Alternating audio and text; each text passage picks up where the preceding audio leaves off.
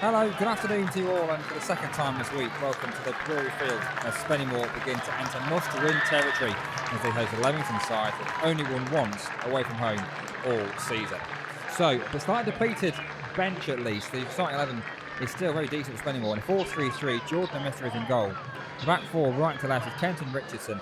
The captain, James Curtis, who begins his 2-match suspension on Friday at York. Joe Tate and Ethan Pye. Three in the midfield, Ethan Brearley, Rob Ramshaw and Luke Spokes, with Jude Oyibo and Cladwell Fosu either side of Glenn Taylor. The bench, only four on it: Harry Fatters, Chris Mason, Ryan Hall and Charlie Heinsohn. Has referee not seen out of the handball. Kelly Evans with a lovely little nutmeg on his man, continues his run, beats another, and then it's pulled back for a free kick to Leamington. Here comes a free kick, and Mister gets something on it, goes down, nothing's given, it's getting put, get off the line, unbelievable defending that. A mixture, is it Glenn Taylor on the line there? How on earth did he get that away? I don't think he's going to get there, he's not, but he'll try and win the ball back, can't do so ahead of Dan Turner, who continues to run down this near side, really with him all the way.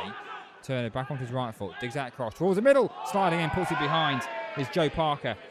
And there's the 6-yard box on the slide. Kelly Evans swings this in swinger towards the Misso, just punch it away from his crossbox, up in the air, it's not very far away. Taylor gets something on it, really helps it on its way, only as far as Roy takes it out of his feet and hits it just wide. As the misses left and post via a deflection for another corner. And Curtis can head on towards Ramsey. Decent touch on him, good tackle on him, and a good pass as well towards Turner, who I thought was fouled. But play continues, and he gets the ball back actually, and can have a shot, go towards goal, and it's put wide via deflection. In the end, I don't know what happened there, because it looked like Turner was fouled by Curtis, but play continued. Curtis went to sleep there, and that allowed Turner to get up off the floor, run towards the ball, which was no one else around him, no one else went for the ball. Like the referee had given a free kick when he hadn't, and then the shot was wide. With a corner, and the one for Brady to take from the far side. Curls in, Babcock ball out towards the middle, headed up in the air. Free header for James Mace to clear on the edge of the 6-yard box. It was a fantastic ball into the middle. Bounce out as far as a Fosu, and I'll try and run of his man. He'll dig out across towards the back post where Tate will challenge and head it on towards Taylor, up in the air over the bar, and hits the Leamington man, but with Jack Lane, who just hit him and looped onto the roof of the net when it very easily could have hit Jack Lane and gone into the back of the net rather than on top of it. He's out for Spennymoor's 5th corner for the afternoon. Clearance isn't all that fast. Brearley will help it on his way towards Spokes. He can run the ball clear. He's got Foster ahead of him. Good pass to Cloudger Foster as well on his near side. Got one to try and beat. He's going to open his legs and try and get it back. Jack Lane, cross comes in towards the middle. It's over everybody towards Glenn Taylor, the back post. There, it's put wide. Diving head at the back post. It was Taylor. Anyone around us thought it was in. It was just a too tight an angle. All kind of things point to a 3-3 filler in the second half. Then is that what you're trying to say? Well, here comes the first maybe as Oyibo pulls the shot wide at the keeper's left-hand post. The ball out top flicked on by Taylor towards Oyibo. We're right behind that, and it's actually a decent opening at a tight angle. Oyibo came for the short option, but Leamington are alert enough to take two out to stop that, and Brearley will float this one in towards the middle, towards Glenn Taylor, headed up in the air to fall towards Joe Tate, who can take a touch on it and get it back in towards the back post. It's off the bar and behind. A good effort from Joe Tate. May have been attempted to be a cross, but it ended up being more of a shot as it looped toward that back post. The keeper backpedaling. It was over his head, just clipped the top of the bar and went behind for a goal kick. It's probably close to either side of the corner. Goes just finds Ethan Pye, who can cross halfway with it and then play it down his touchline looking for Oyibo. Oyibo will get there first ahead of his man and turn and look towards the goal. Play it on towards Pye on the overlap. Pye's cross finds Ryan Hall. Edge of the 6-yard box. Shot comes in, deflects up in the air and into the hands of the goalkeeper. Hall maybe needs to get his shot a little bit quicker there. Looks like a little bit too long about it. And in the end, defenders could get it back goal side and get their bodies in the way, and the ball loops into the hands of the goalkeeper, Callum Hawkins.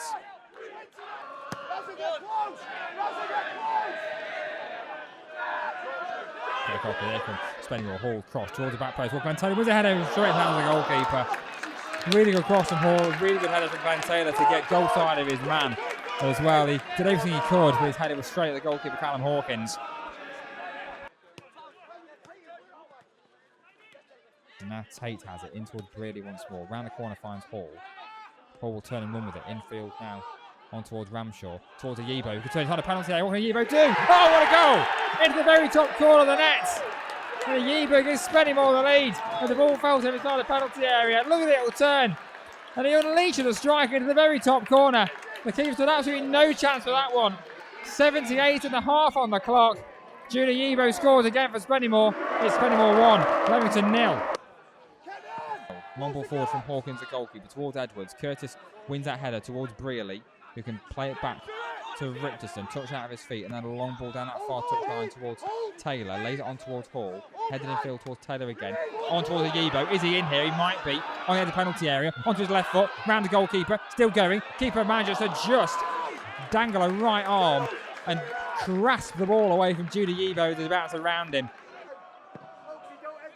The misser goes long, and we carry on towards Ramshaw. It's up in the air, where Heinton's ushered off the ball. Spoke will try and win it back. There's a handball in there, surely, nothing given. Heinton can launch it away downfield towards Tate, headed back towards the goalkeeper, who plays 7.5 minutes. I don't know how we're still playing on in this game. Long ball forward again, this time towards English. Tate wins the header. It'll bounce towards the Leamington man, who volleys it towards his near side, where Mason's in a foot race. I think he'll get there first. He'll try and see it out for a goal kick. He has done that. And that is a full-time whistle. And that is one of the most important victories Spennymoor like to get all season. It keeps the playoff dream very much alive. They gain ground on the top 7 after a hard-fought, incredibly hard-fought 1-0 win against the Leamington side, which have now lost their last 4 matches, all by 1-0. They had to hold on at times. They had to fight to the very end as Leamington threw everything at it in that stoppage time period. Balls into the box, corners and free kicks and the like. But Spennymoor win, which is the most important thing on a day where others around them don't.